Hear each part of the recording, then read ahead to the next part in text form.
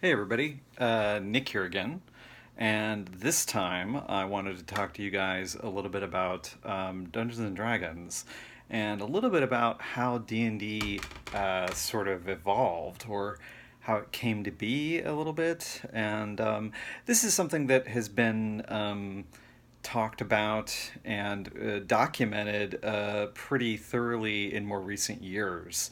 But some of you might not know about that stuff, and I just thought it was interesting to talk about. So this is just going to be me nattering on about that. So if you're not interested in where D&D sort of comes from or anything like that, then skip this video. But that's just what I'm going to talk about a little bit here, and I'm going to be talking about some of the early editions of D&D as well. I don't know how much I'll get into the specific editions, but I'll certainly touch on some of the earliest ones. So probably up through AD&D, maybe what's called Advanced Dungeons and Dragons. So okay, so where do we start? Where does all this come from? Well, let me take you back to the days of the 1960s. And In the 1960s, in the Twin Cities, um, there was a pretty avid wargaming culture there.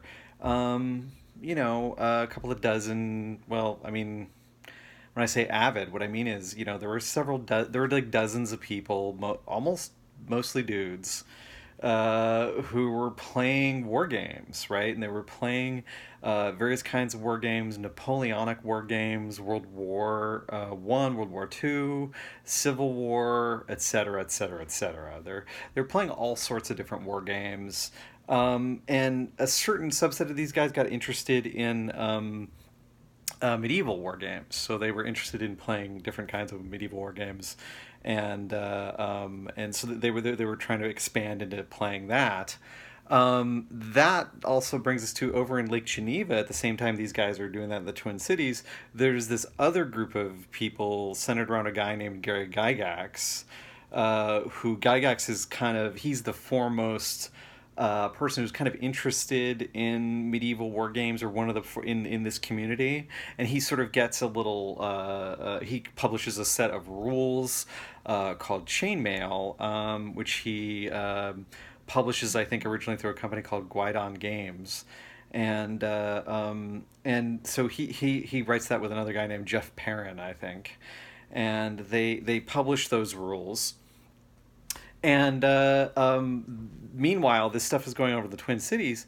And one of the things that happened in the Twin Cities, there was a guy, one of the major figures in that community was a guy named Dave Wesley. And Dave Wesley had created a game that was a very different sort of war game. It was a war game that was, he called it Brown. The first one was known as Braunstein because that was the name of the town. It was a town in Germany where it was set.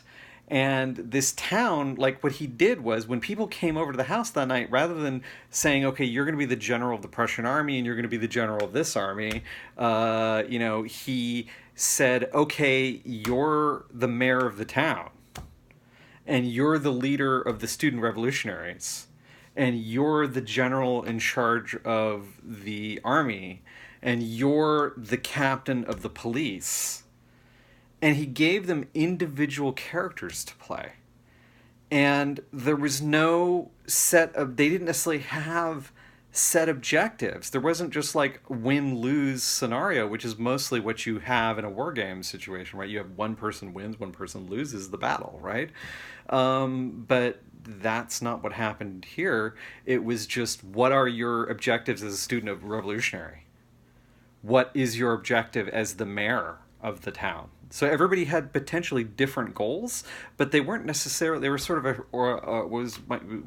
termed orthogonal to each other. They weren't, sort of this or that, right? It wasn't just yes or no, win or lose. It was like you could lose or win, and yet I could still obtain my objectives, right? So maybe my goals aren't exactly in line with yours or in conflict with yours totally, but maybe they are. And it depends kind of on what we want to do.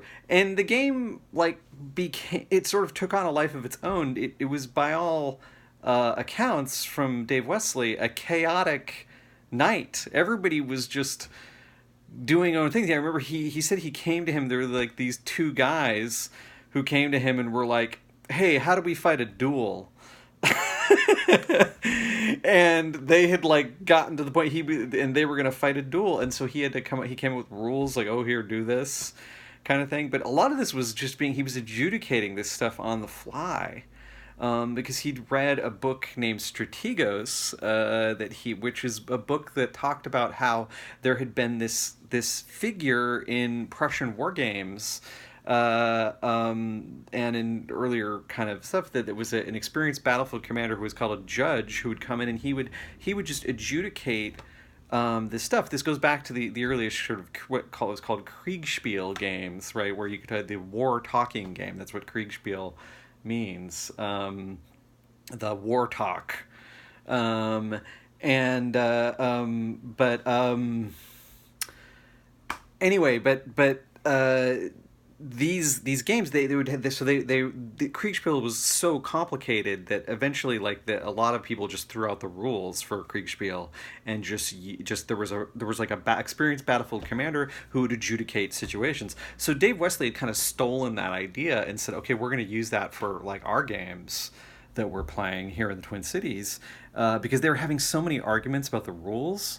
That he decided to create this sort of neutral party who would sort of adjudicate things, and could also introduce things like fog of war and things like that, where you wouldn't know like what was going on, like, oh, we don't know where the enemy was positioned and things like that. So it was he could introduce random elements like, oh, this area has been flooded out, and so now you have to deal with the flood or something like that. So or various sort of catastrophic, sort of unexpected events could just happen.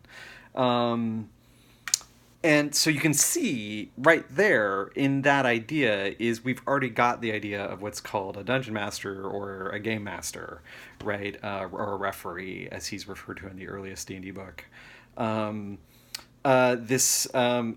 this is where this starts. So the Braunstein game became a model. There was a couple of other Braunstein games that Dave Wesley ran. One of them was set in a South American banana republic, and at the end of that game, one of the people who won that game, and I'm putting that in quotation marks, was a guy named Dave Arneson. And Dave Arneson was one of Wesley's friends, and he was a regular player in the Twin Cities, one of the major guys playing in the Twin Cities.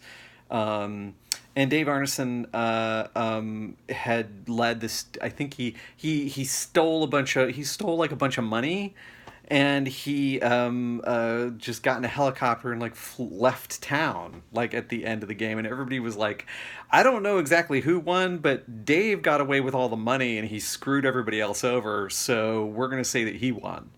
So so that was kind of the outcome of one of the first, I guess what you would call role-playing games, right? Was that happening.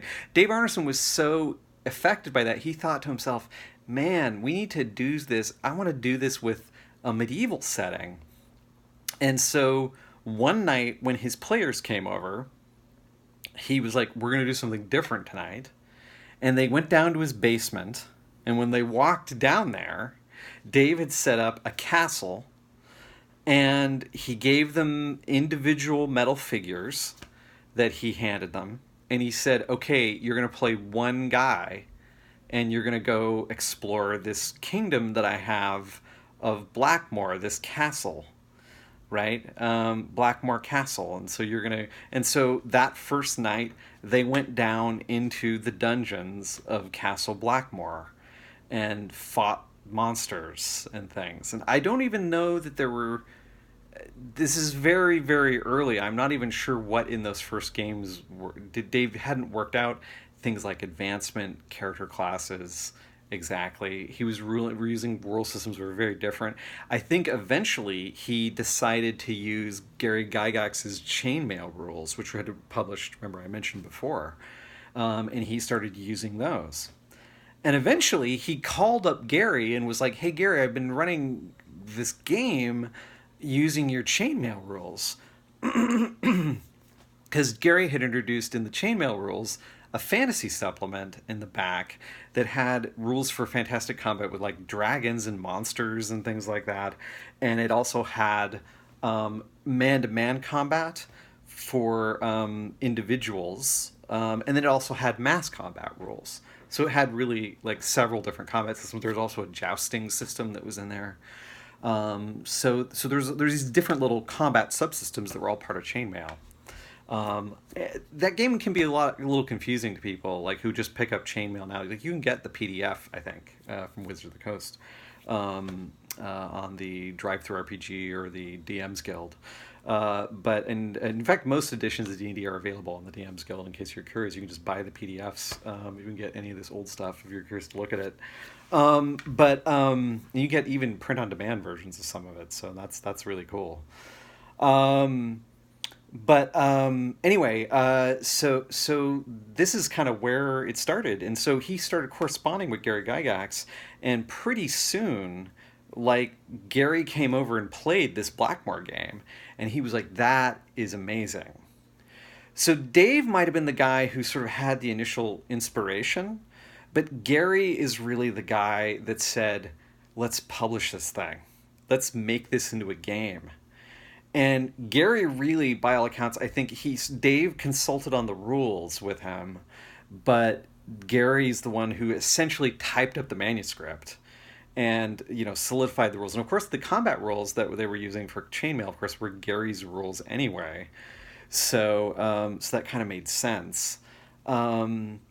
Now, eventually, Gygax and Arneson eventually had a falling out, but that was like a number of years later, and it was usually over kind of like financial things and control in terms of TSR stuff. So that's kind of a later part of the story.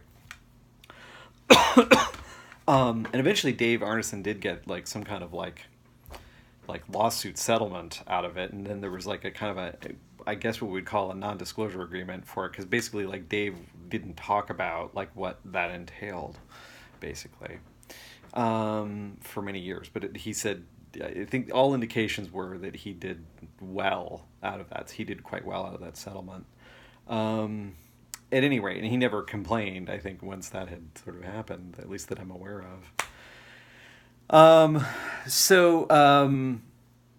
Anyway, so that leads us eventually to the publication of what's called Dungeons and Dragons, which comes out in 1974, credited to Gary Gygax and Dave Arneson. Gygax tried to pitch this to a bunch of game companies. The biggest sort of wargaming company at the time, who would have been a natural for this, would have been Avalon Hill, but they looked at this thing and were like, "This is we don't want. What is this? Like, we don't want this. Go away." So Gary went away and said, "Okay, fine, I'll publish it myself." And so he did. He formed his own company and got the money together and decided to publish it himself. And Dave and him were sort of co-authors, right? On it. Dave had the original sort of kernel idea stuff and some of the key concepts, right? But Gary's the one who sort of developed it, I suppose, into what it became. And then all the supplements and stuff. Dave wrote one of the supplements, the Blackmore supplement. And Gary wrote the Greyhawk supplement. Of course, Gary, immediately when he went back to Lake Geneva, started his own campaign. He started his own. That was what they called, by the way, a series of scenarios, right? Just they were taking that idea from war games, right? Campaign, right, is what you would call a series of adventures, right? So just like a series of battles would be in the old thinking, but. So he goes back to Lake Geneva and starts typing up, starts his own campaign, and basically starts playtesting for the next couple of years. Like, they played Dungeons and Dragons actively on a weekly basis for like 2 years, I think, before the thing got published. Maybe more than that. I'm not sure exactly how long that period lasted. I can check the dates, but if you want to really blow by blow of all this, I highly recommend, well, I don't know if I recommend, but if you're really, really interested, then you should read this book. This is called Playing at the World by John Peterson. This is a book a lot of people talk about. It's basically, I mean, the book is like, the text is like over 600 pages. So, and it ends essentially with, it culminates in the publication of Dungeons and Dragons, right? But it goes back to the very earliest days of wargaming, and then carries that forward through to the development of Dungeons and Dragons, and specifically, how did we get Dungeons and Dragons? It's this sort of exhaustive intellectual history of that kind of gaming, and where did that come from. John Peterson, the author, was really interested in that because he had decided that he was wanted to know where in video games these things all came from, right? So Gary published, what is this? Right, this is a kind of printed version. This is not the original version. Somebody just printed this up for themselves and gave me a copy of it. So this is that. So somebody just gave this to me. And it's anyway, this is the original rules. It's the entire thing. It's 3 little 30-page booklets or whatever. This is all put together in one thing. Whoever did this put it all together.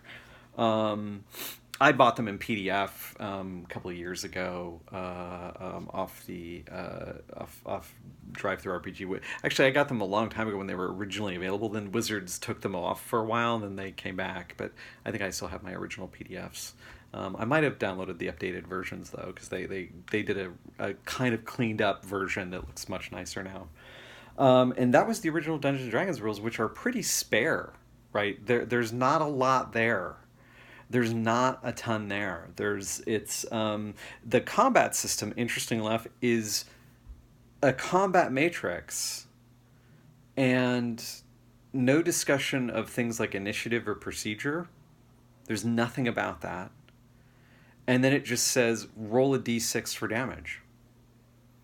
There's not even differentiated damage between weapons or things like that. All weapons do d6 damage, and all hit points are rolled on a 6-sided dice as well. So it's all 6-sideds. It's basically, and there are other dice you would use for things like random encounters and things like that. But the game is, it's the title tells you something. Rules for fantastic medieval war games. Campaigns playable with paper and pencil and miniature figures. That's the subtitle. It's called Dungeons and Dragons, and then that. Campaigns playable with paper and pencil and miniature figures. That tells you a lot. Now, interestingly enough, a lot of people say, oh, well, D&D was originally a miniatures game that evolved into a role-playing game. But here's the thing. The Braunstein game, and a lot of the games that Dave Arneson played, they certainly were probably using miniature figures, right?